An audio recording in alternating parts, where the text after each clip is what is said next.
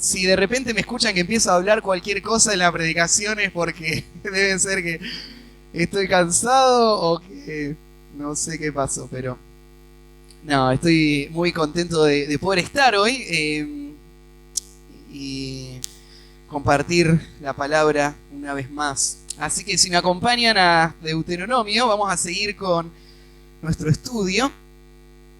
Y esta mañana vamos a hacer algo que no lo he hecho mucho, creo que una sola vez pasó hasta ahora, y es que me salté una sección.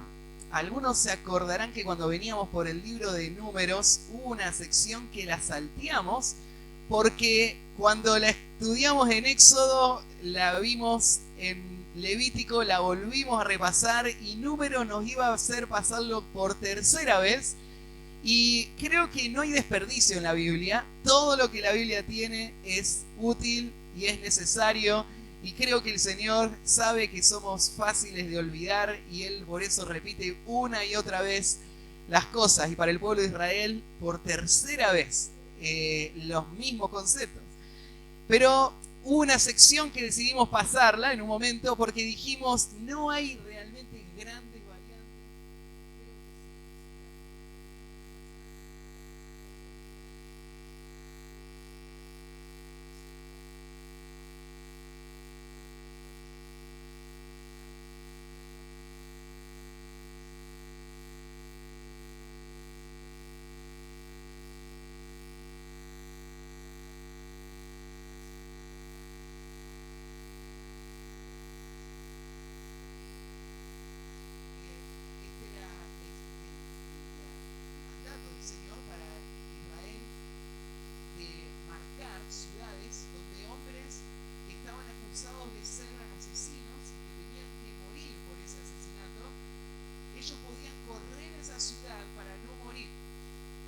Ciudad iban a ser juzgados con justicia por jueces que iban a ser designados para eso.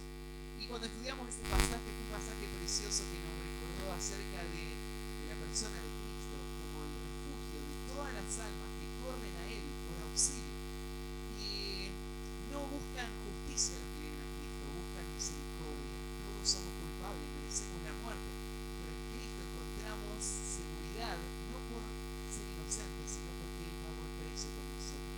Y entonces corre por tu vida, anda a Cristo antes que sea demasiado tarde. El pecador de la sangre, la justicia te está persiguiendo, y si no corres a Cristo te va a alcanzar y vas a perecer. Y Cristo es el único lugar donde encontrar seguridad. Cuando pasamos por el pasaje, me acuerdo que fue hermoso pensar en ese tema y pueden volver a repasarlo si quisieran hacerlo. Pero lo que pensé hacer fue saltear el capítulo 19 porque realmente no hay casi ni una variación, prácticamente idénticas son los pasajes y las leyes. Entonces, lo que vamos a hacer ahora es ir al capítulo 20 de Deuteronomio.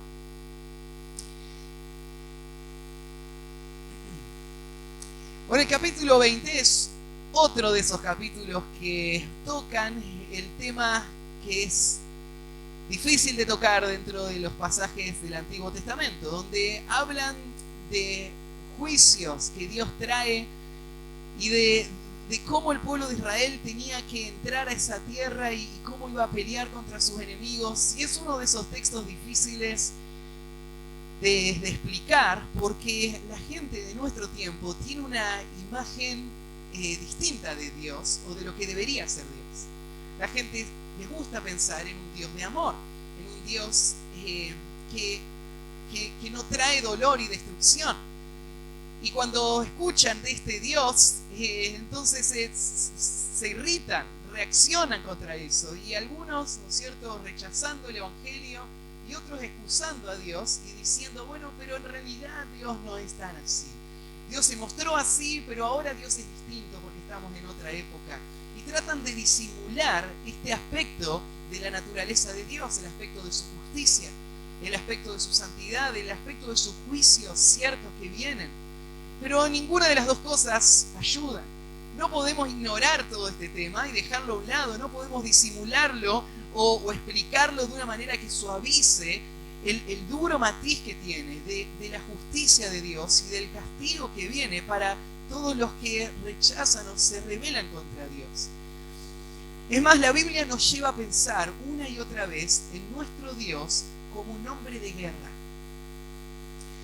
Y sé que, vuelvo a decir, no es algo popular ni es algo que les gustaría escuchar a muchas personas, pero es muy necesario. La razón por la que Dios nos hace pensar en Él como un hombre de guerra es porque lo necesitamos. Es porque necesitamos pensar que Dios es nuestro general, que Él va al delante nuestro, que Él es un Dios poderoso para vencer a sus enemigos. Necesitamos ver a Dios de esta manera, porque nuestra vida, igual que la del pueblo de Israel, no puede evitar pensar en la batalla. Todos nosotros estamos en guerra.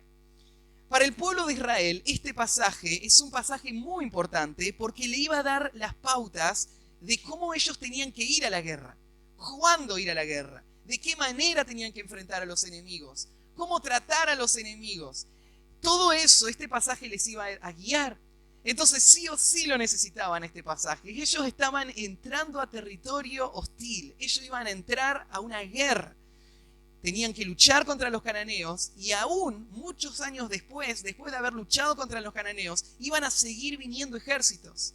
El pueblo de Israel, cuando Dios eligió ubicar a la nación de Israel, lo ubicó en un lugar estratégico. De todo el mundo la puso en el centro de las culturas más poderosas del mundo antiguo. La puso en el camino de los movimientos de gente más importantes del mundo antiguo. La puso en el cruce de los caminos más transitados de su época.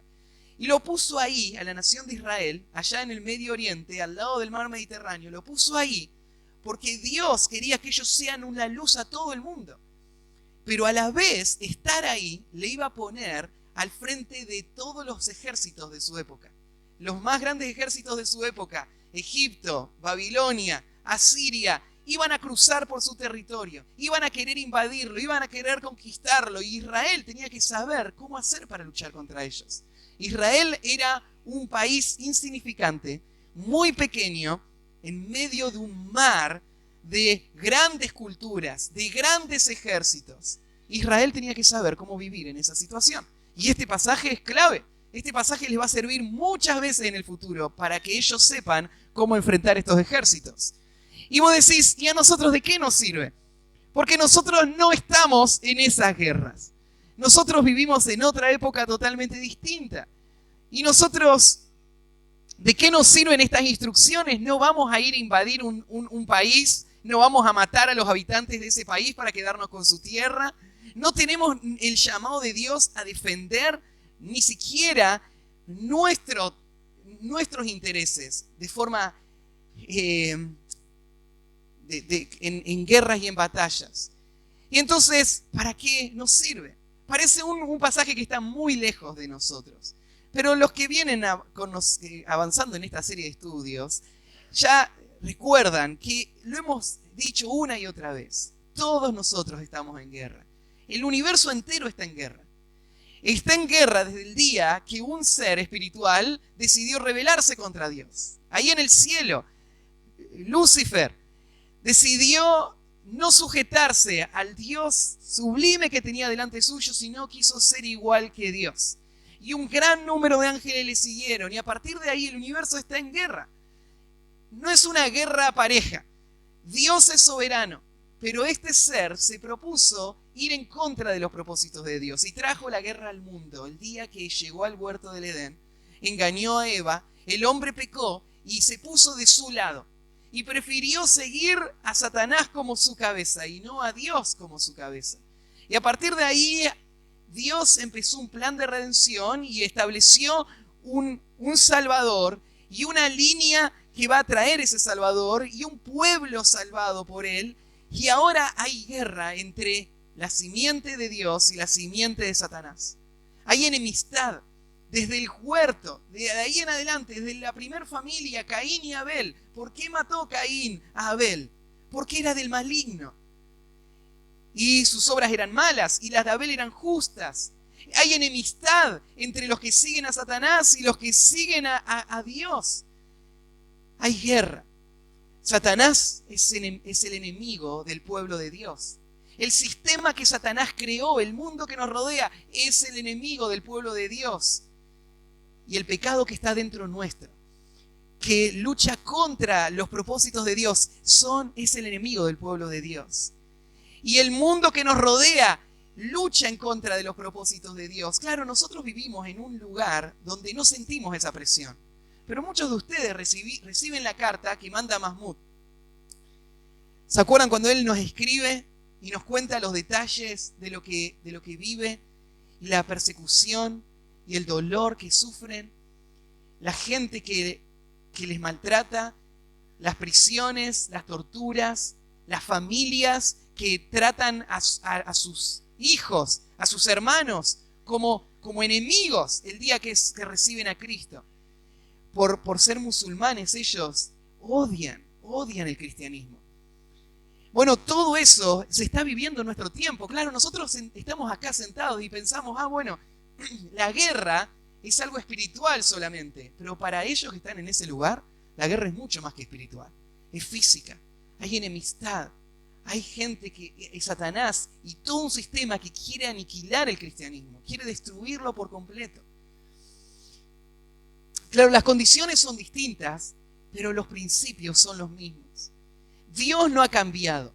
Y el mismo Dios que guió a Israel a la batalla allá en ese tiempo para entrar y pelear contra sus enemigos, ese Dios nos guía a nosotros en nuestras batallas, para vivir vidas que le honren a Dios, para tener victoria en nuestra vida espiritual y para extender el reino de Dios. Dios obra en medio nuestro para cumplir eso. Y por eso es que estos pasajes para nosotros son muy, muy valiosos. Así que vamos a leer el pasaje. El pasaje en tus Biblias dice leyes sobre la guerra. Yo le puse de título a este mensaje El soldado de Dios. El soldado de Dios. Y vamos a leer el pasaje y después vamos a comentarlo juntos. Dice el versículo 1. Cuando salgas a la guerra contra tus enemigos, si vieres caballos y carros y un pueblo más grande que tú, no tengas temor de ellos, porque Jehová tu Dios está contigo, el cual te sacó de tierra de Egipto. Cuando os acerquéis para combatir, se pondrá en pie el sacerdote y hablará al pueblo y les dirá: Oye Israel, vosotros os juntáis hoy en batalla contra vuestros enemigos. No desmaye vuestro corazón, no temáis, no os azoréis, ni tampoco os desalentéis delante de ellos, porque Jehová vuestro Dios va con vosotros para pelear por vosotros contra vuestros enemigos, para salvaros. Y los oficiales hablarán al pueblo diciendo: ¿quién ha edificado casa nueva y no la ha estrenado? Vaya y vuélvase a su casa, no sea que muera en la batalla y algún otro la estrene. ¿Y quién ha plantado viña y no ha disfrutado de ella? Vaya y vuélvase a su casa, no sea que muera en la batalla y algún otro la disfrute. ¿Y quién se ha desposado con mujer y no la ha tomado? Vaya y vuelva a su casa, no sea que muera en la batalla y algún otro la tome. Y volverán los oficiales a hablar al pueblo y dirán: ¿quién es hombre medroso y pusilánime? Vaya y vuélvase a su casa, y no apoque el corazón de sus hermanos como el corazón suyo. Y cuando los oficiales acaben de hablar al pueblo, entonces los capitanes del ejército tomarán el mando a la cabeza del pueblo. Cuando te acerques a una ciudad para combatirla, le intimarás la paz. Y si respondiere paz y te abriere, todo el pueblo que en ella fuera hallado te será tributario y te servirá. Mas si no hiciere paz contigo y emprendiere guerra contigo, entonces la sitiarás. Luego que Jehová tu Dios le entregare en tu mano, herirás a todo varón suyo a filo de espada. Solamente las mujeres y los niños y los animales y todo lo que haya en la ciudad, todo su botín tomarás para ti, y comerás del botín de tus enemigos, los cuales Jehová tu Dios te entregó. Así harás a todas las ciudades que están muy lejos de ti, que no sean de las ciudades de estas naciones. Pero de las ciudades de estos pueblos que Jehová tu Dios te da para heredar, ninguna persona dejarás con vida, sino que los destruirás completamente. Al Eteo, al Amorreo, al Cananeo, al Fereceo, al Eteo, al Jebuseo, como Jehová tu Dios te ha mandado, para que no os enseñen a hacer según todas sus abominaciones que ellos han hecho para sus dioses, y pequéis contra Jehová vuestro Dios. Cuando sities alguna ciudad, peleando contra ella muchos días para tomarla, no destruirás sus árboles, metiendo hacha en ellos, porque de ellos podrás comer, y no los talarás, porque el árbol del campo no es hombre para venir contra ti en el sitio. Mas el árbol que sepas que no lleva fruto, podrás destruirlo y talarlo para construir baluarte contra la ciudad que te hace la guerra hasta sojuzgarla. Vieron, como les decía al principio, cuando lees por primera vez el capítulo, decís, pero esto es de otro mundo, es otra época, qué diferente puede ser todo esto que aparece acá. No tiene ningún sentido para mí. ¿Qué es esto de proteger los árboles? Esto tiene que ver con Greenpeace, ¿no es cierto? Defiendan la naturaleza. ¿Qué es esto que estamos leyendo?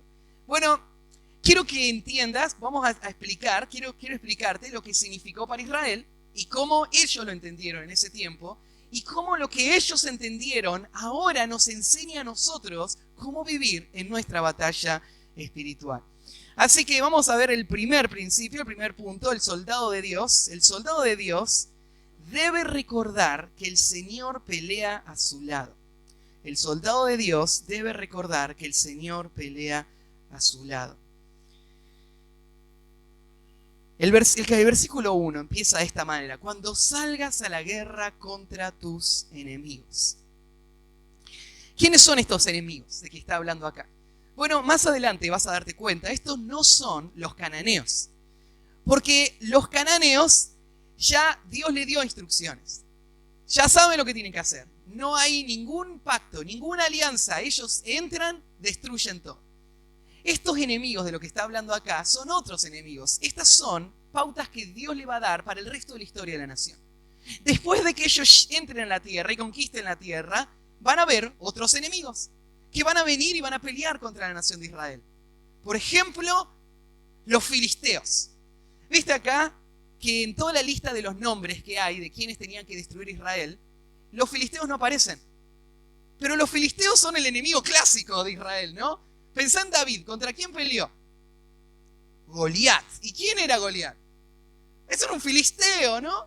Ese es el enemigo clásico. Y decís, pero espera, ¿por qué Israel está peleando contra los filisteos?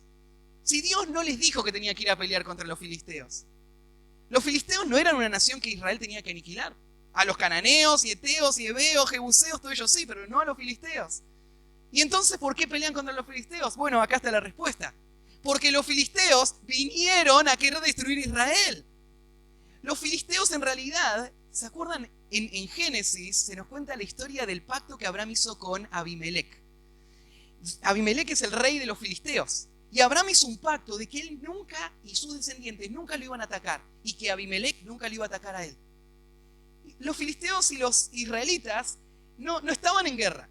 Israel no fue llamado a destruir todo el mundo y conquistar todo el mundo, como los musulmanes, por ejemplo, que tienen esa premisa: someter al mundo bajo Alá, cueste lo que cueste, haya que destruir a quien haya que destruir. Israel no tenía esa premisa.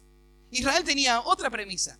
Ellos tenían que destruir a los cananeos como un juicio de Dios y tenían que ser una luz a las naciones, que iban a producir deseo en las naciones por el Dios de Israel, que iban a venir a adorar al Dios de Israel, a la tierra de Israel. Esa era la función, la misión de Israel en el mundo.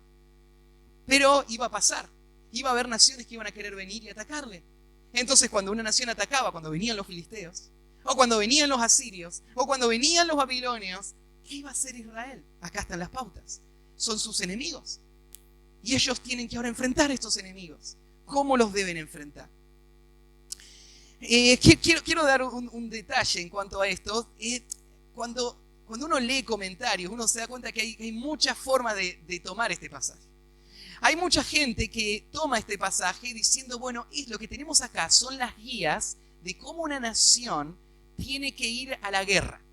Y cuándo es legítimo ir a la guerra y cuándo no es legítimo ir a la guerra. Y cómo tiene que pelear esa nación, esas guerras. Es más, en el tiempo de la Reforma, los hombres que conocemos, Lutero, Calvino, estos hombres, cuando guiaron sus reformas, creían que la iglesia tenía que estar integrada a la vida social y tenía que vivir una relación con el Estado que le iba a llevar a la guerra muchas veces. Por lo tanto, en sus comentarios, si vos lees, por ejemplo, el comentario de Calvino de este pasaje, él hace referencias a cómo una nación legítimamente puede ir a la batalla y a la guerra con otra nación que le viene a atacar. Pero este pasaje no tiene la intención, Moisés no tuvo la intención de dar una pauta para que todas las naciones sepan cómo ir a la guerra.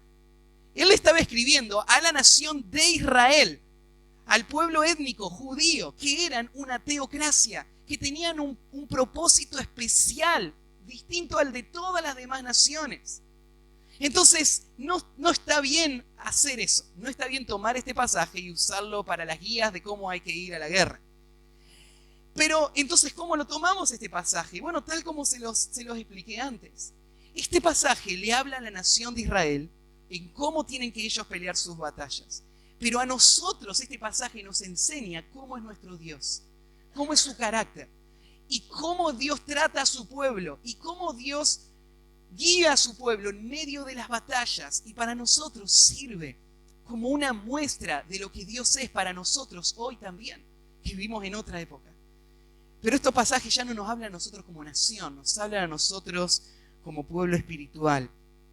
Entonces, cuando salgas a la guerra contra tu enemigo, fíjense lo primero que va a decir: si vieres caballos y carros y un pueblo más grande que tú.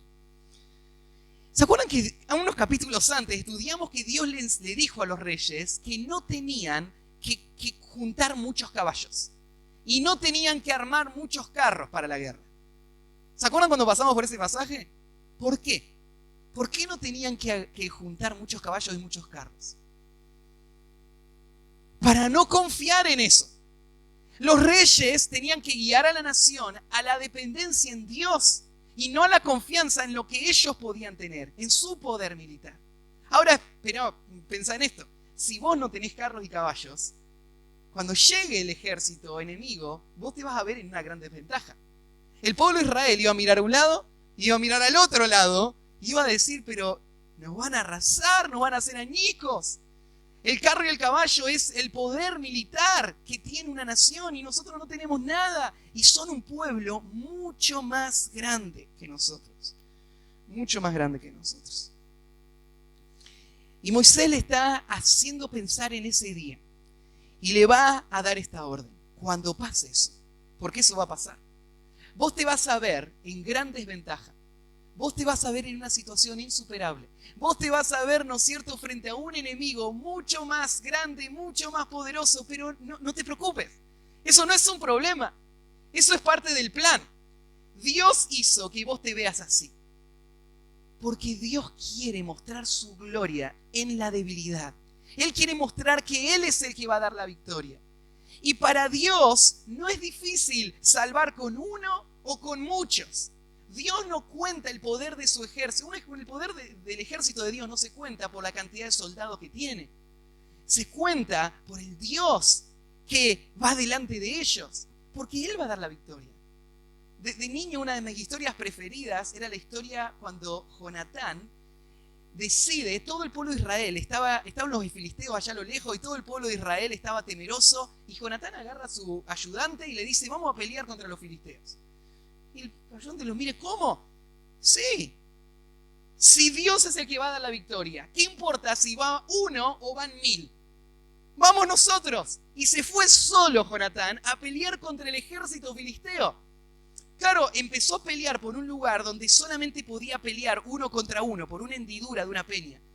Y empezó a matar a todos los que venían a pelear contra él, hasta que todo el ejército filisteo de miedo huyó. Una gran historia, porque me hace recordar que Dios no mide como yo mido. Que lo único que importa es la confianza en Dios. Y por eso Moisés está diciendo, cuando veas ese ejército, esta va a ser la orden. Esto es una orden para el pueblo de Dios. No tengas temor de ellos.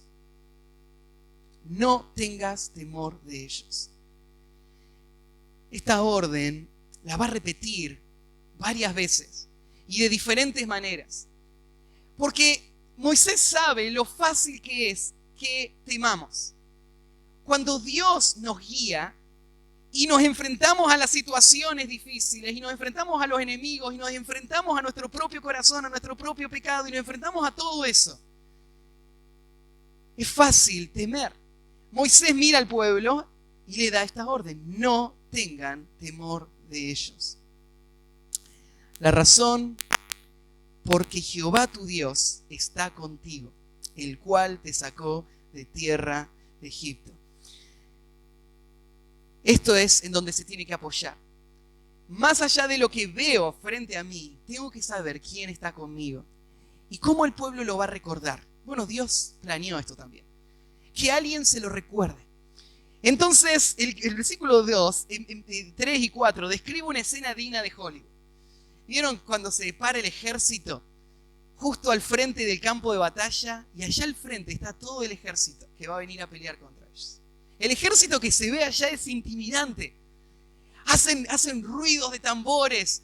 Están las armas de guerra tremendas, ¿no es cierto? La montaña tapada de soldados y nosotros nos miramos y somos un puñado. Pero de repente se para uno, ¿no es cierto? Y sale al frente y va a dar un discurso. Y esto es lo que va a pasar acá. Mirá, dice: y cuando os acerquéis para combatir, se pondrá en pie el sacerdote y hablará al pueblo. Este es el hombre que representa al rey por el que Israel está peleando.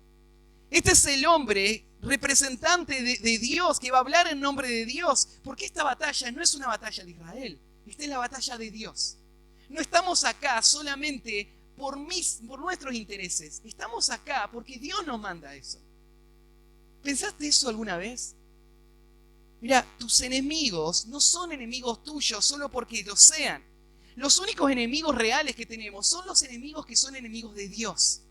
El único interés que tenemos es honrar a Dios, es glorificarlo a Él, es llevar adelante sus propósitos. Y por eso es que queremos vivir la vida que Dios nos llamó a vivir. Por eso vivimos esta vida. O sea, mira, para decírtelo de otra manera, esto de ganar las batallas espirituales no tiene que ver con lograr tus metas. No tiene que ver con derribar los límites y de lograr todos tus sueños. No tiene que ver con nada de eso. No es que Dios está con vos para darte lo que vos querés tener.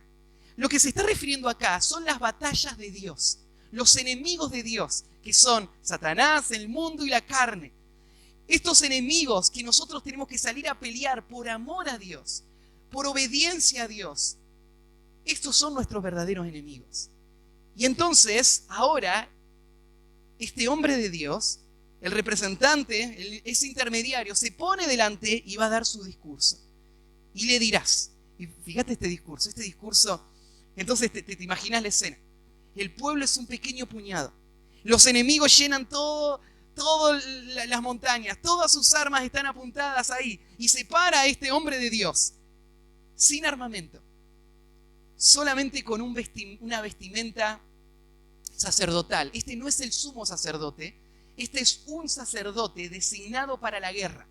Los comentaristas judíos interpretan de que había uno de los sacerdotes, de los hijos de Aarón, que estaba designado para esta función. Él iba a la guerra. Y él está vestido de sacerdote. Y se para vestido de sacerdote y él va a dar este discurso. Es simple.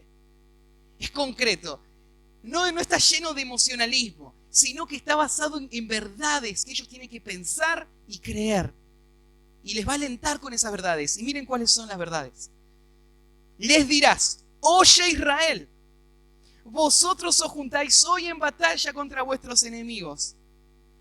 Fíjate, no desmayé vuestro corazón, no temáis, ni os azoréis, ni tampoco os desalentéis delante de ellos. 4 veces, con 4 frases distintas. le prohíbe tener miedo. ¿Vos sabías que Dios te prohíbe temer? Ahora, vos decís, pero para, Matías, hay muchas razones para sentir miedo. Dios, que no se da cuenta de que soy hombre, de que me va a pasar.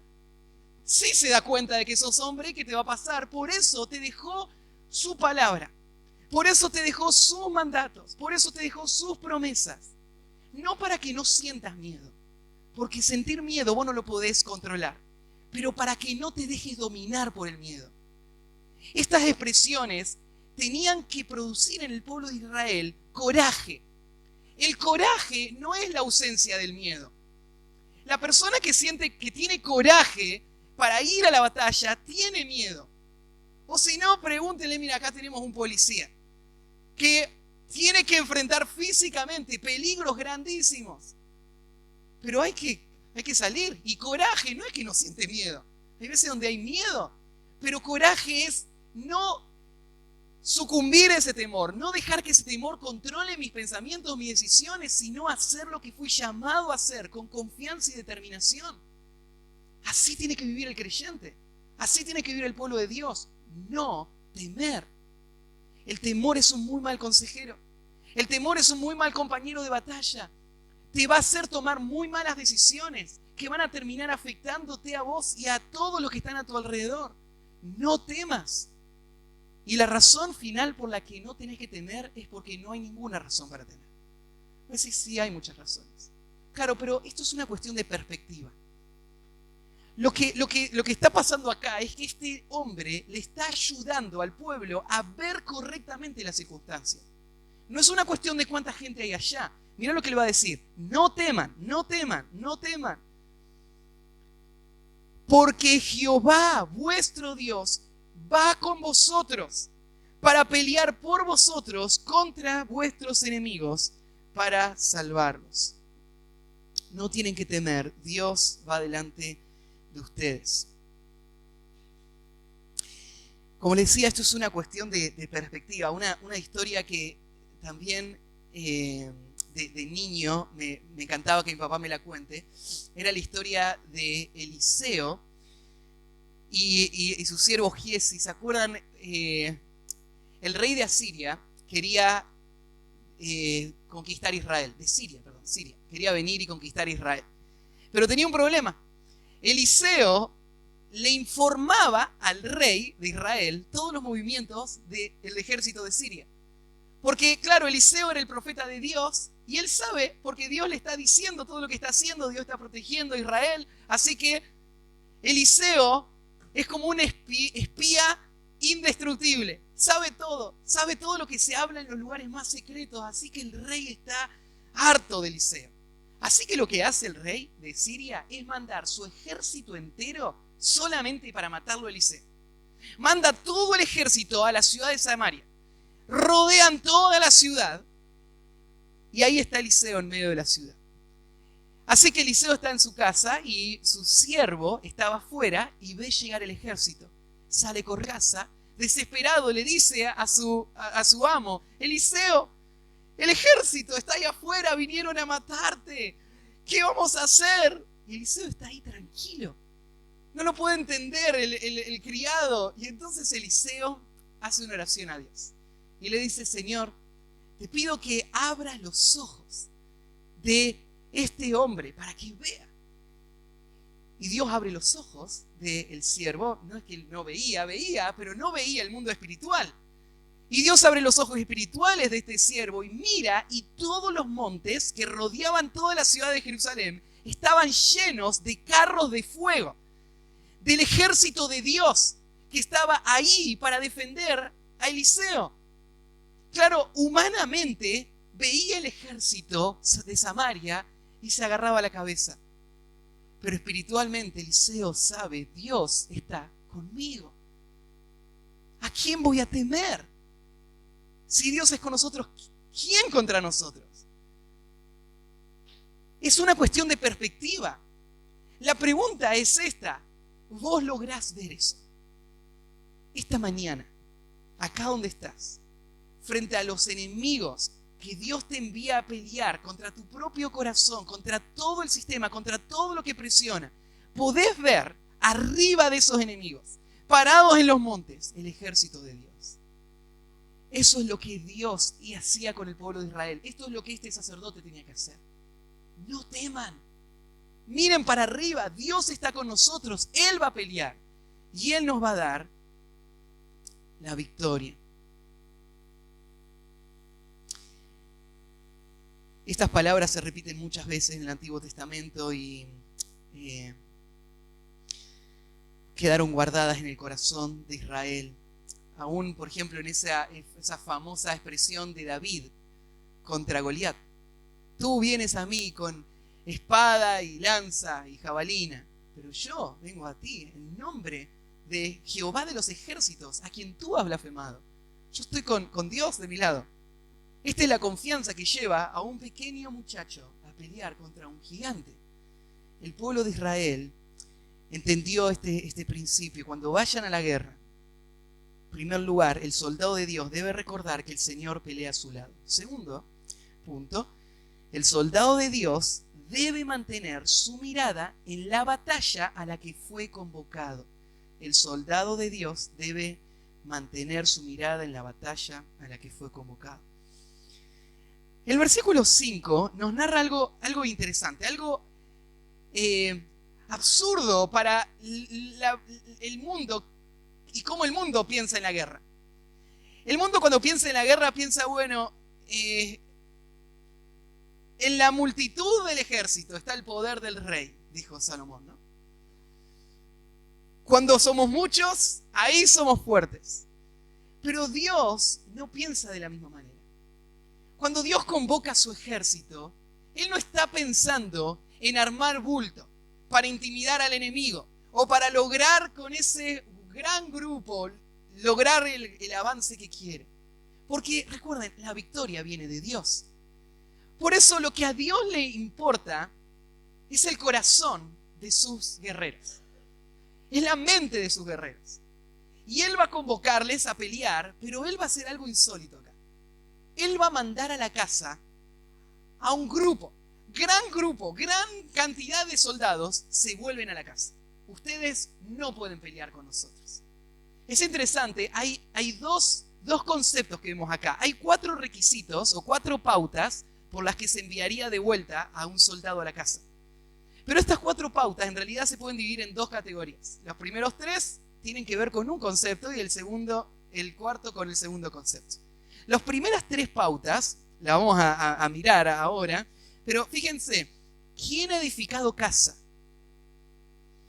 Vuélvase. Versículo 6. ¿Quién ha plantado viña? Vuélvase. ¿Quién se ha desposado con mujer? Vuélvase.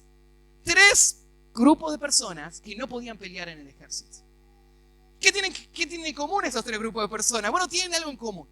Serían personas que algo especial estaba pasando en su vida que hacía que su mente esté allá y no acá.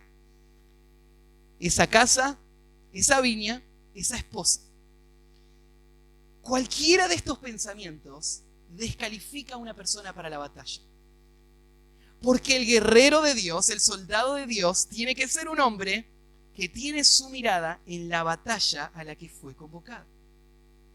Hay un requisito que Dios tiene para aquellos que van a pelear en sus filas. Y es tener toda su mente y todo su corazón en ese solo objetivo de ganar esta batalla. Qué difícil sería tener un ejército que no piensa así. Tener un ejército que en realidad está divagando en su mente y preocupado de 1000 otros asuntos. ¿Te imaginas a un soldado ahí en Irak que justo antes de que entre el momento de la batalla, él se está mensajeando WhatsApp con su novia, ¿no es cierto? Allá del otro lado del mundo. Y están volando los tiros y él ahí en el WhatsApp. ¿Qué pensás que haría el general de ese soldado?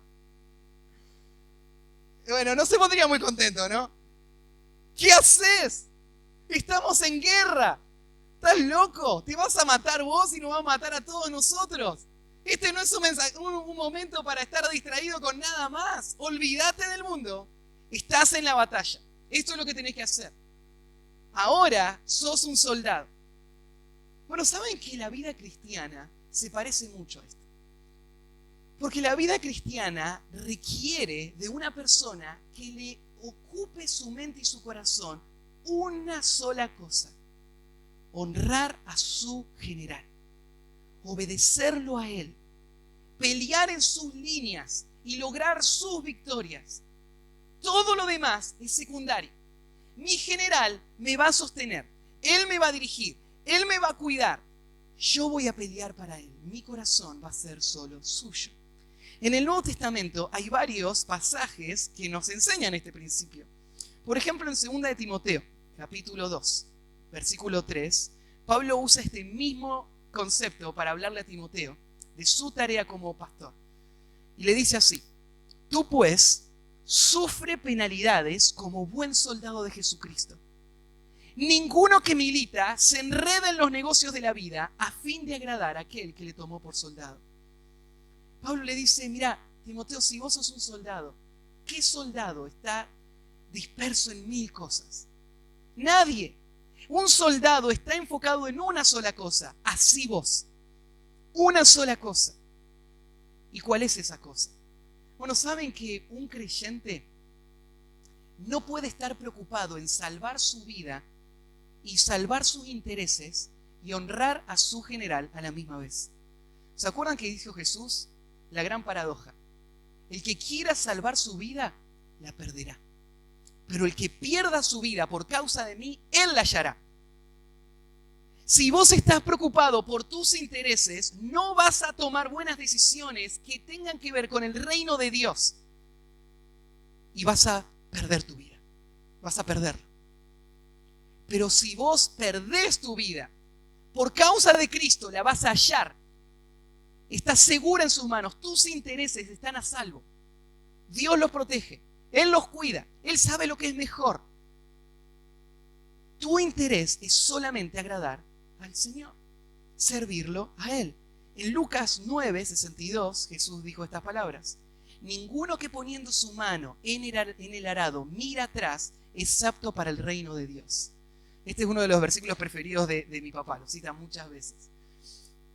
Él es un hombre de campo y él entiende esta imagen. O sea, no podés estar arando y mirando para atrás, porque arar significa abrir un surco que necesita estar derecho para poder sembrar y que haya una buena producción. Entonces, el que ara está mirando para adelante todo el tiempo. Si mira para atrás, entonces no sirve. No es contratado. Pero interesante, mira esto: no sirve para el reino de Dios. No es apto para el reino de Dios. ¿Saben que al final del día esto se vuelve aún una prueba de si vos estás en el reino o no? Si vos sos un soldado de Dios o no. Y dicho de paso, no hay ningún creyente que no sea un soldado de Cristo. Todo creyente lo es. Lo que tiene que hacer es vivir como un soldado digno de su Señor. Todos somos soldados, no solamente los líderes. Todos somos soldados. Todos tenemos que vivir para la causa de Cristo. Ahora, entonces, una mente dividida demostraría aún no serlo. Cristo está diciendo: el que mira atrás no puede estar en el reino. Si a vos te interesan las cosas, el que ama al mundo, el amor del Padre no está en él. Es simple. Si vos te interesa tu viña, tu casa y tu esposa, entonces no podés ser un soldado. No podés estar en el ejército de Dios. No podés estar en el reino. El que no aborrece padre, madre, mujer, hijo y aún también su propia vida, no puede ser mi discípulo, dijo Cristo. El soldado es una persona que tiene un solo objetivo. Ahora, esto no quiere decir que no nos cuesta mantener el enfoque. Hay muchas distracciones. Y esto no quiere decir que no tenemos que ocuparnos de todas las demás cosas. Vos me decís: Matías, ¿qué me estás queriendo decir? ¿Que tengo que dejar de trabajar para dedicarme a salir a predicar todos los días y eso sí le gustaría a Dios? Bueno, hay algunos a quien Dios llama a dejar de trabajar y salir a predicar todos los días y eso le agrada a Dios, pero eso no es la única forma de vivir para Dios. las relaciones de esta vida y las ocupaciones de esta vida no nos quitan la oportunidad de servir a Dios a través de esas cosas. Hay muchos textos que nos dicen que de esa manera servimos a Dios. Pero esas cosas no tienen que ser nuestro afán, no tienen que ser nuestro objetivo. Esas cosas son solo el camino por el que servimos a Dios. Pero claro que tenés que trabajar. Y tenés que trabajar mucho. Tenés que trabajar fielmente. ¿Se acuerdan lo que Jesús le dijo a sus discípulos en Mateo capítulo 19? Creo que era Mateo. Donde está la parábola del mayordomo injusto. ¿Se acuerdan cuando Jesús cuenta esa parábola del mayordomo injusto y termina la parábola diciendo: y yo también os digo, ganad amigos por medio de las riquezas injustas, para que cuando éstas falten os reciban en las moradas eternas? ¿Se acuerdan de ese texto? ¿Sabes lo que está diciendo Jesús? Está diciendo así: mira, trabajá mucho, ganá mucho y da mucho. Y ganar riquezas en los cielos por medio de tu ganancia temporal acá en la tierra. Es más, si vos no trabajás y decís: espera, Matías dijo el domingo que yo tengo que estar ocupado solamente de las cosas espirituales, así que me voy a quedar en casa, voy a hacer la hora silenciosa hasta las 11 de la mañana, voy a salir a meditar hasta la 1 del mediodía, venir, comer la comida que me van a cocinar y salir a la tarde, ¿no es cierto?, a orar un rato más. Y así voy a honrar al Señor. ¿Sabes lo que dice Pablo a los tesalonicenses? Dice: si alguien tiene esa actitud, niega la fe. Si alguien tiene esa actitud, déjenlo morir de hambre, para que aprenda a ser diligente y esforzado, porque en esta vida tenemos que trabajar y tenemos que ganar con nuestro sudor y de nuestra frente el pan de cada día. Y tenemos que honrar al Señor en nuestros oficios y en nuestras funciones como esposo, como padre, como hijo. En cada una de esas áreas tenemos que ser fieles. Como jóvenes, honrar al Señor y hacerlo a Él lo único en tu vida no significa que todos ustedes van a ir al instituto bíblico, aunque me encantaría que muchos de ustedes vayan al ministerio pastoral. Pero muchos de ustedes van a tener que prepararse para poder servir a Dios con herramientas. Y para eso van a tener que ir a la universidad y ser buenos en lo que hacen, sacar buenas calificaciones, tener buenos empleos y estar en lugares donde Dios les puede usar y donde ustedes puedan servir a los propósitos de Dios y con sus finanzas sostener la obra de Dios. Eso se necesita. No podemos ser negligentes. Tenemos que ser diligentes, esforzados, pero en todo lo que hacemos tener un solo objetivo. ¿Cuál es tu objetivo? Esa es la pregunta esta mañana. ¿Dónde está tu corazón? ¿Dónde está tu mente? Porque el soldado no puede tenerla en ningún otro lado. ¿Y viste las tres que menciona ahí? Menciona si ha edificado una casa, ha plantado una viña, se ha casado con una mujer. ¿Saben que esto no está acá por casualidad? Porque el corazón del hombre fácilmente genera excusas para no servir con diligencia a los propósitos del reino de Dios. Es fácil generar excusas, ¿no? Y a veces podrían ser válidas las excusas. Tenemos un montón. Y vos sabés cuáles son tus excusas, ¿sí? Este tema de las excusas es algo que el Señor tocó también. ¿Se acuerdan? Acá anoté Lucas 14, 18. En esta parábola donde un hombre hace una gran fiesta. El reino de los cielos es como este hombre que hizo una gran fiesta. Y mandó a sus siervos a buscar a los convidados a la fiesta. Vengan, disfruten de todo lo que preparé. Está todo listo. Entren al gozo, al banquete. ¿Y se acuerdan lo que pasó? Van los siervos a buscar a los invitados. Y dice, y todos a una comenzaron a excusarse. Miren las excusas. El primero dijo, he comprado una hacienda y necesito ir a verla. Te ruego que me excuses. No puedo estar en el banquete porque tengo que ocuparme de mi hacienda. Otro dijo, he comprado 5 yuntas de bueyes y voy a probarlos. Te ruego que me excuse. Mira, este ya no era una viña, esto eran bueyes que había comprado. Y los necesito probar. Tengo que saber si funcionan bien y necesito empezar a poner en marcha el negocio para que produzca, porque de otra manera no voy a producir nada. Recién compraditos.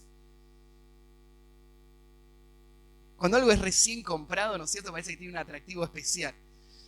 Te compraste, ¿no es cierto?, el auto por primera vez y ¡wow! No podés sacártelo de la cabeza. Y peor, lo fuiste a lavar, ¿no es cierto? Y le miraste todos los detalles a ese auto y estás pensando en tu mente en todo. O cualquier cosa, ¿no es cierto? Lo tenés ahí. Este hombre son bueyes que compré. Así que no puedo. No tengo tiempo porque tengo que atender a los bueyes. Y la tercera excusa dice, y el otro dijo, acabo de casarme y por tanto no puedo ir. Tengo que atender a mi esposa. Es lógico, ¿no? Hay que hacerlo. Y díganme, ¿algunas de estas cosas son malas? ¿Es malo comprar una casa? ¿Es malo comprar bueyes para trabajar y producir? ¿Es malo casarme? Por supuesto que no. Todas esas cosas son cosas necesarias de la vida y cosas a través de las cuales podemos honrar al Señor. El problema es que todos estos hombres usaron esas cosas como excusas. La pregunta que te quiero hacer esta mañana es, ¿qué excusa le estás poniendo vos a Dios para no hacerlo a Él lo más importante de tu vida? ¿Qué excusa estás dando vos para no poner como una prioridad estar donde está sucediendo la obra del Señor? Salir a predicar, ir al lugar donde están tus hermanos, edificarles, salir a visitar, ser de estímulo para otros, cuidar de necesidades. ¿Qué excusa hay? ¿Recién te casaste o te estás por casar? ¿O recién nació tu hijo? ¿O no tenés trabajo? ¿O sí tenés trabajo? ¿O te compraste algo? ¿Qué es la excusa? Sea cual sea la excusa, no lo permitas. Porque el soldado de Dios tiene que ser una persona que tiene un solo objetivo. Todas estas razones tienen que acompañar mi gran meta en la vida, pero no desviarme de esas metas. Todo esto es parte de aquello para lo cual existo, pero no deben ser la razón, no deben ser el centro. Entonces el amo, vuelto a los siervos, y vuelto el siervo, hizo saber estas cosas a su señor. Entonces, enojado el padre de su familia. ¿Qué pensás que Dios piensa con esas excusas? Esto que está pasando en el ejército no es Dios diciendo, bueno, está bien, mirá, pobre, vaya con su familia. Es Dios mostrando que en su ejército este requisito, este enfoque determinado. El hombre enojado le dice, ve pronto por las plazas y las calles de la ciudad y trae acá a los pobres, los mancos, los cojos y los ciegos. Tráeme acá al que no se compró ningún auto. Tráelo. Tráelo al que sí tiene trabajo y por eso puede venir. Tráeme acá al que no tiene trabajo y no tiene el trabajo como excusa. Tráeme al que sea, pero que venga el que quiere venir. Que venga el que va a ser a Dios el centro de su vida. Que venga Él. Que venga Él y viva para el propósito de Dios. Que sirva a Dios. Que haga a Dios su mayor meta. Que venga. Porque al final en el ejército de Dios no importa cuántos son. Importa el corazón que ellos tienen para su amo, para su Señor, para su capitán. El que no, vuelva a su casa. Vuelva a sus negocios, vuelva a sus actividades. Y vengan a pelear las batallas, aquellos que quieren pelear para conquistar la tierra que el Señor les prometió. Pero les dije que había dos grupos de excusas, o dos grupos de personas. Una era la persona que tenía excusas. Y dice, bueno, vuelva. Pero hay otro grupo de personas, miren el versículo 8. Dice así. Y volverán los oficiales a hablar al pueblo y dirán, ¿quién es hombre medroso y pusilánime? Vaya y vuelvas a su casa, y no apoque el corazón de sus hermanos como el corazón suyo. Este es otro problema. Aparte del corazón desviado, acá el otro problema que están señalando es el problema de la cobardía. La cobardía es un serio problema para el ejército de Dios. Porque como dije antes, no solamente va a poner en riesgo su vida, sino la vida de todos los demás. Por eso Dios dice, no. Si vos temés, volvé. Ahora, ¿qué significa esto temer? Todos tenemos miedo. El miedo es una experiencia natural. Vivimos circunstancias difíciles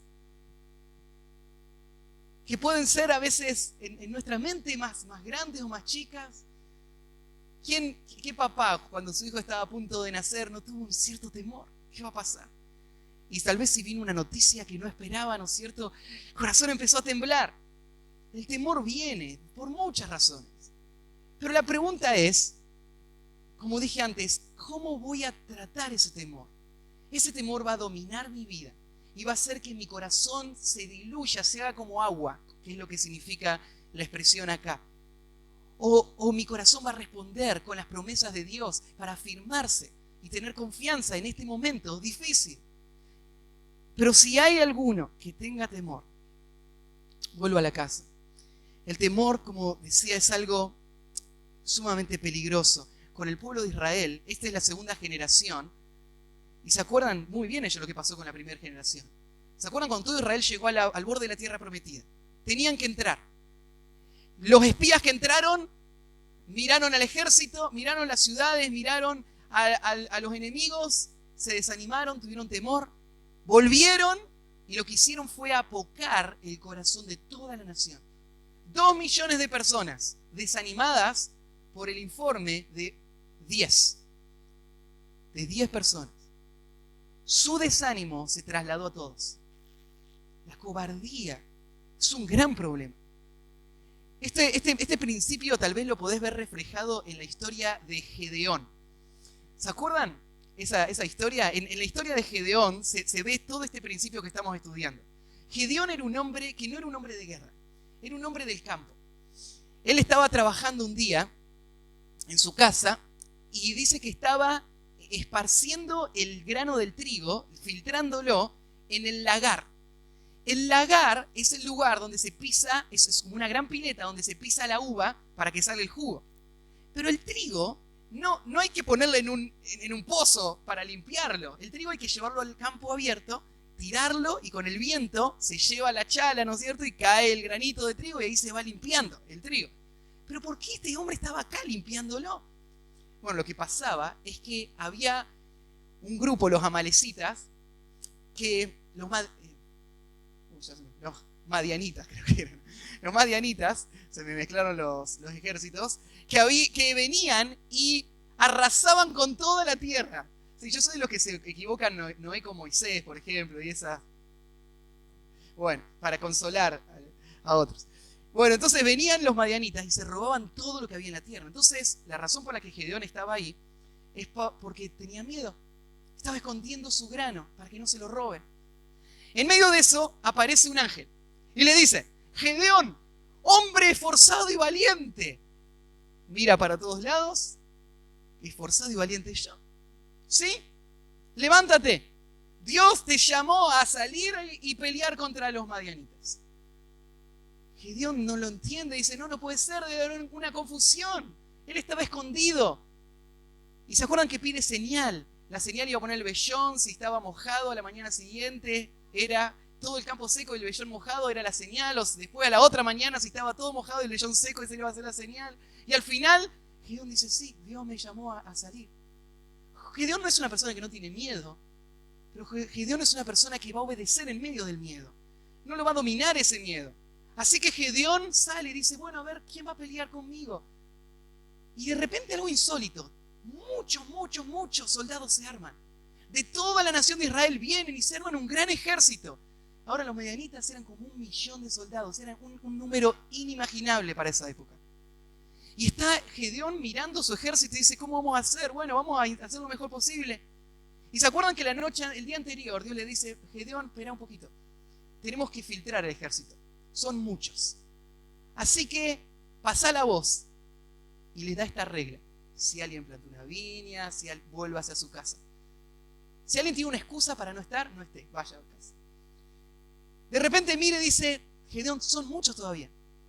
Pasá la voz: si alguien tiene miedo, que se vuelva a su casa. Se fueron.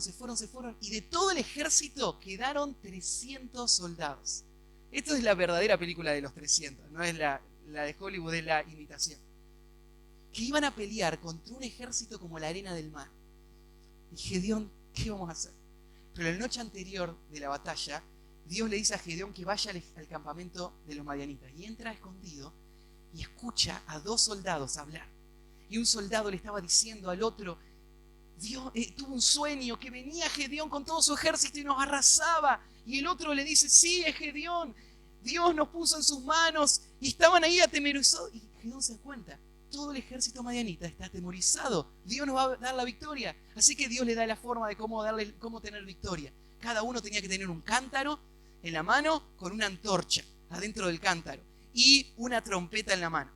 Así que la antorcha dentro del cántaro estaba escondida y fueron los 300 hombres y rodearon arriba de las montañas todo el ejército madianita. Y de repente, cuando dieron la señal, todos a la misma vez rompieron el cántaro y con ese ruido todos los madianitas se despiertan. Y miran y ven todos los montes llenos con antorchas. Y suenan las trompetas. Y en el tiempo antiguo, la trompeta era la señal que dirigía un ejército. Hay 300 trompetas sonando. Quiere decir que hay un ejército innumerable atrás que nos va a aniquilar. Sacaron sus espadas y empezaron a golpear para todos lados y empezaron a matarse entre ellos. Todo el ejército se aniquiló y los pocos que escaparon fueron perseguidos por Gedeón hasta aniquilarlos por completo. Dios les dio una gran victoria. Es que para Dios el punto no es cuántos son. El punto es, ¿vamos a confiar en Él o no? ¿Vamos a avanzar por fe y obediencia o no? Él puede dar grandes victorias, mucho más allá de lo que vos podés imaginar. No midas tus fuerzas, pensá en las de Él. Así que el soldado de Dios debe recordar que el Señor pelea a su lado. El soldado de Dios debe mantener su mirada en la batalla a la que fue convocado. Debe mirar adelante y ir a pelear sin distracciones, sin temor en su corazón. Tercer lugar, el soldado de Dios debe proclamar la paz a un mundo hostil a punto de ser condenado. Debe proclamar la paz a un mundo hostil a punto de ser condenado. Algo interesante aparece en el versículo 10. Acuérdense, esto tiene que ver con ejércitos extranjeros, no con los que están en Canaán. Y dice el versículo 10, cuando te acerques a una ciudad para combatirla, le intimarás la paz. Esta palabra, le intimarás, o sea, le van a proclamar la paz. Va a haber un vocero de paz, un heraldo de paz, un hombre que va a gritar, paz. La palabra hebrea es shalom. Shalom no significa solamente tranquilidad, la palabra shalom, sino que significa una vida completamente satisfecha. Una vida llena de todos los bienes y todo lo que es necesario para una vida feliz. Shalom, una vida completa, espiritual, material, todo está ahí. Así que lo que este vocero iba a hacer, iba a ir a esta ciudad y decirle paz. Pero espera un poquito. Ellos son los enemigos. Son los enemigos. ¿Por qué son enemigos? No porque Israel quiso que sean enemigos. Porque se acuerdan, Israel, ellos son una luz para las naciones. Israel no tiene que ver a los filisteos como gente a quien querer matar. Israel no tiene que ver a los egipcios o a los babilonios como gente a quien querer matar. No, ellos son gente a la que salvar. Ellos son gente que Dios quiere bendecir. ¿Se acuerdan que Dios dijo a Abraham que en él iban a ser benditas todas las familias de la tierra? No iban a ser aniquiladas todas las familias de la tierra. Dios quiere bendecir a todos. Así que Israel tiene una actitud de bendecir. Pero espera un poquito, este pueblo que ellos quieren bendecir quiere destruirnos. Esta es la gran controversia y la gran dificultad. Pensá, si leíste las cartas de Mahmud cuando las mandó. Los mismos que vienen a matarlos, los mismos que los encarcelan, los mismos que los torturan. Después Mahmud escribe y dice, se convirtió. Estamos tan felices. Ahora es uno de los nuestros. Él predica a Cristo. Y vos decís, ¿cómo puede decir eso de esa persona que lo tortura? Es que el creyente no está pensando en revancha. No está pensando que ellos son sus enemigos. Ellos son la gente a quien salvar, aunque nos estén hiriendo. Por eso el pueblo de Israel tenía que ir alrededor de esta ciudad y mandar un vocero y decirle, shalom, paz. bendición, prosperidad, gozo, todo eso para ustedes. Y después iba a escuchar, a ver qué iban a decir. Porque ahora la cosa está del otro lado. Está en la respuesta de esta nación. ¿Qué van a decir ellos? Si ellos dicen paz, dice el versículo, entonces te abriere la puerta, todo el pueblo que en ella fuere hallado te será tributario y te servirá. Dios hizo que la salvación venga por medio de Israel. Y en este caso, Israel iba a ser el representante de Dios. Por lo tanto, no había salvación fuera de una relación con la nación de Israel. Por lo tanto, ¿cuál era el plan de Dios? El plan de Dios era que los babilonios, los egipcios, los asirios, los filisteos, todos ellos se sujetaran a la nación de Israel para adorar al Dios de Israel. No para ser explotados por la nación de Israel, pero para poder servir con todos sus bienes y toda su vida y todo su territorio al verdadero Dios. Esto era lo que tenía que pasar. Pero no por medio de la espada, por medio de la predicación de la paz. Paz. Y ellos venían. Pero hay un problema. Hay veces donde aquellos a quienes se le predica la paz no quieren la paz. Ellos dicen, no, guerra. Dios es nuestro enemigo. La verdad del evangelio no la soportamos. La predicación de la paz la rechazamos por completo. Y entonces, ¿qué va a pasar ahora? Ellos son los que quieren destruir los propósitos de Dios. Bueno, mirá lo que Israel tenía que hacer. Mas si no hiciere paz contigo, emprendiere guerra contigo. Mirá, ellos son los que están atacando a Israel. Ellos son los que vienen a la guerra a destruir a Israel. Entonces Israel, ¿qué es lo que va a hacer? Entonces la sitiarás. Jehová tu Dios te la entrega en tu mano. Fíjate esta expresión. Este pasaje en ningún momento sugiere la posibilidad de la derrota. La victoria es segura. Cuando ellos te ataquen, cuando vos la conquistes, entonces herirás a todo varón a filo de espada. Solamente a la mujer y a los niños y a los animales y todo lo que haya en la ciudad, todo su botín tomarás para ti, y comerás del botín de tus enemigos, los cuales Jehová tu Dios te dará. Dios lo que va a hacer es traer a esta ciudad bajo el dominio de Israel. Ya no por la predicación, sino por el juicio, por la destrucción, por la muerte de todos estos hombres. Vos pensá en esto, ¿sabés qué? El mundo hoy escucha la predicación del evangelio. Nosotros les amamos, ellos son enemigos de Dios. Ellos se oponen a la verdad. Muchos de ellos son falsos maestros, pero nosotros le predicamos la paz. Pero si ellos rehúsan la paz, si ellos rehúsan responder al evangelio, ¿qué futuro les espera? Bueno, Dios en ningún momento nos ha llamado a nosotros a ser parte del juicio que va a venir sobre ellos. Dios dice que dejemos a Él la venganza. Dios dice que Él va a ser el juez justo, pero el juicio va a venir. Tarde o temprano va a venir.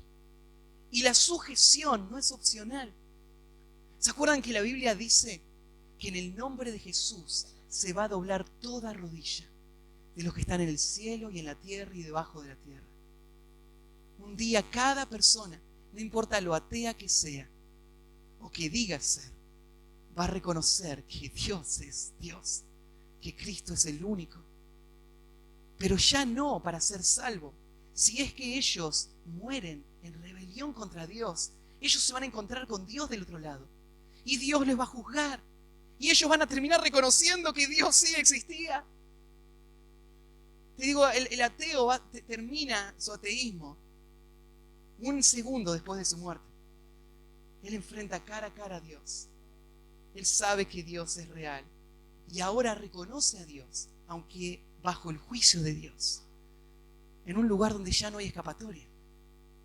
Hoy es el día de escuchar y decir paz. Hoy es el día de responder al mensaje de salvación y venir a la compañía de los santos, del pueblo de Dios, donde Cristo es Señor y donde a través de Él el pueblo de Dios tiene salvación. Y si no, fíjate, hay una aclaración ahí. Se va a guardar todo, solamente matar a los hombres. Pero el versículo 15 hace una aclaración. Así harás a todas las ciudades que estén muy lejos de ti, que no sean de las ciudades de estas naciones, pero de las ciudades de estos pueblos que Jehová tu Dios te da por heredad, ninguna persona dejarás con vida, sino que los destruirás completamente. Al Eteo, al Amorreo, al Cananeo, al Fereceo, al Eteo, al Jebuseo, como Jehová tu Dios te ha mandado. Ahora Dios hace una distinción. Con las naciones que van a venir a pelear desde lejos, con ellas solamente vas a matar a los hombres y vas a dejar el resto. ¿Por qué? Bueno, de alguna manera, Dios lo que está haciendo es eliminando el poder militar de esas naciones y permitiendo que esas mujeres y esos niños crezcan en una relación con la nación de Israel que va a permitir que ellos puedan tener paz, sujetos a la nación de Israel. Y eso Dios lo está permitiendo. Pero a las naciones de Canaán, Dios no les permite subsistir. Esto es algo, de nuevo, difícil de aceptar, de que Dios juzgue de esta manera, que Dios mande matar hombres, mujeres y niños. Es algo difícil de imaginar para nosotros. Y es algo que entiendo, y para cualquier persona sería algo horrible de ver y de presenciar. Pero tenemos que entender eso. Lo horrible que es ese dolor solo demuestra lo santo que es Dios y lo justo que es Dios al castigar el pecado. El pecado es algo horrible y el pecado va a ser castigado. Pensá en esto. Nosotros creemos en el infierno, el lugar de tormento eterno. Y vos decís, pero ¿qué Dios despiadado haría algo así? Mandar al infierno eterno a personas que nunca van a poder salir de ahí. No es un Dios despiadado, es un Dios justo, es un Dios que odia el pecado y el pecado va a ser juzgado. Y en este caso va a ser juzgado en esta nación, en todo ese territorio. ¿Y por qué no tenían que dejar a nadie? Mira el versículo 18.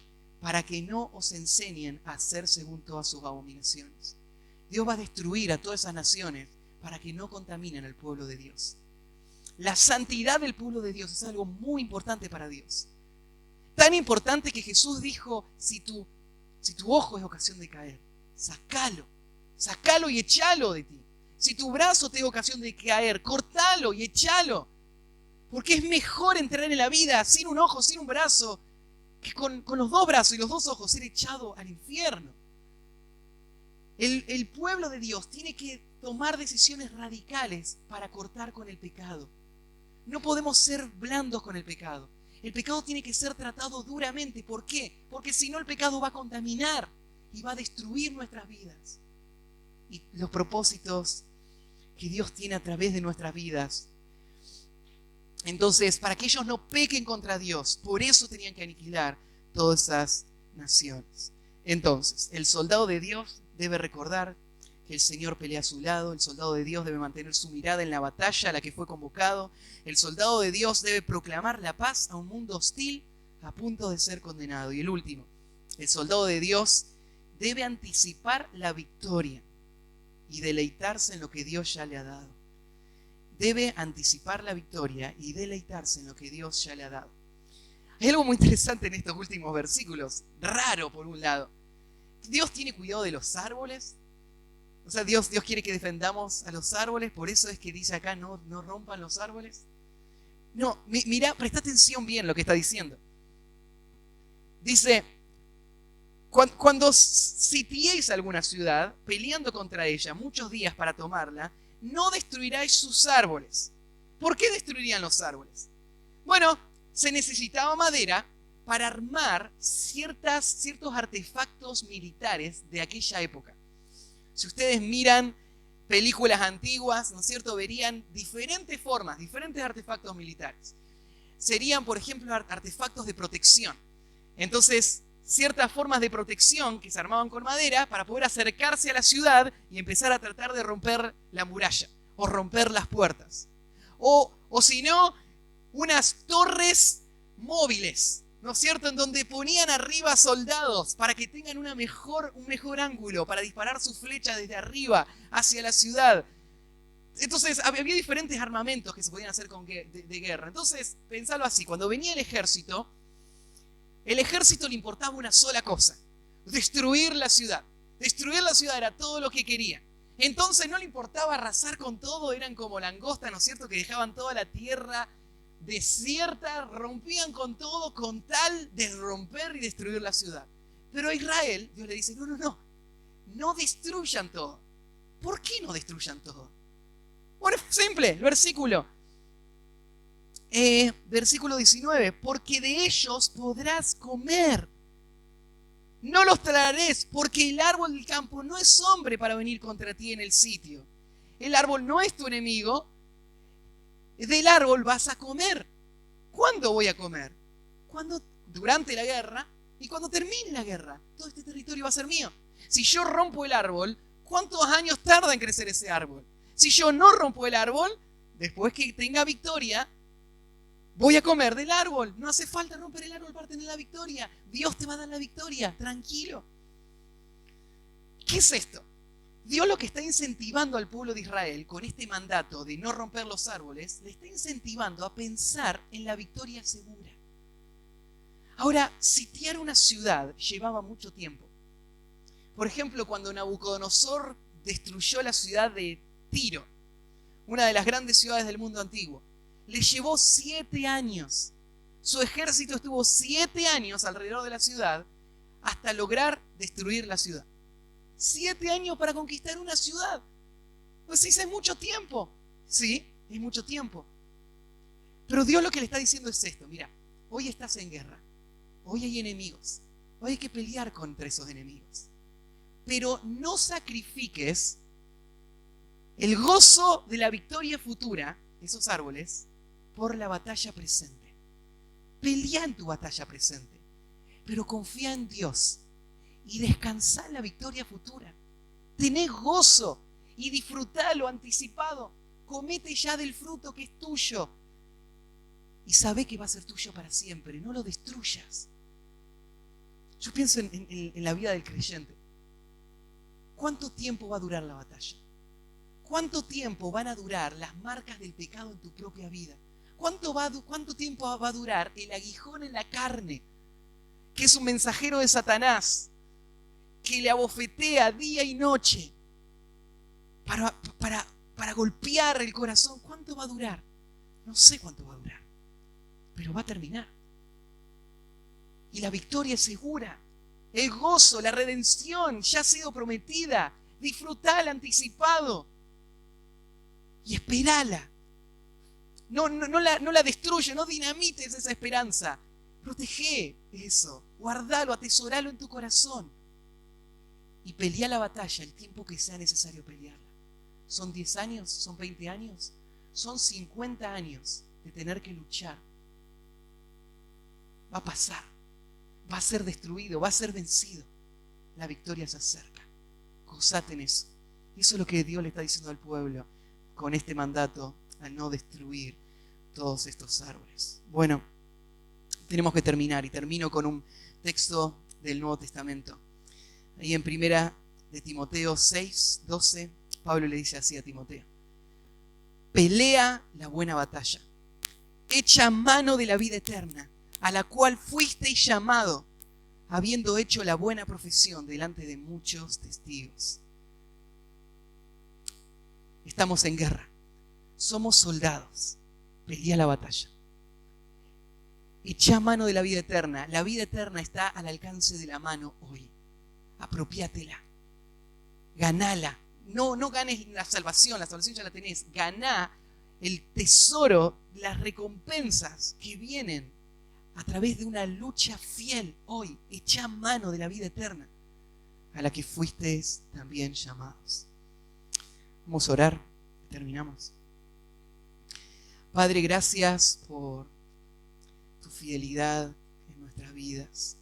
Somos tan débiles, nuestro corazón tan fácilmente atemorizable, Señor. Nuestra atención se desvía tan fácil. Por eso necesitamos tu palabra para que nos corrija de nuevo y nos traiga de nuevo la perspectiva correcta de quiénes somos, dónde estamos, para qué estamos, cómo es que tenemos que vivir y pelear nuestra vida espiritual y nuestra batalla espiritual. Ayúdanos, Señor, a depender de tu poder, de tu soberanía, a encomendarnos en tus manos, a confiar en tus promesas y a pelear la buena batalla de la fe. Y Señor, te encomendamos nuestras vidas, sosténnos, guárdanos. Hay muchos enemigos y tal vez vengan más. No sabemos lo que va a pasar aún, ni siquiera en nuestro país. Pensamos en Miguel y en todas las situaciones que él vive. Te pedimos, Señor, que tú le guardes de los enemigos que están hoy atacando y lastimando tu iglesia. Y Señor, danos un corazón fiel, consagrado, firme en la batalla. Líbranos de la cobardía y ayúdanos, Señor, a pelear hasta el último día y recibir de ti toda tu herencia. Te encomendamos a ti nuestras vidas, las ponemos en tus manos, en el nombre de Cristo Jesús. Amén.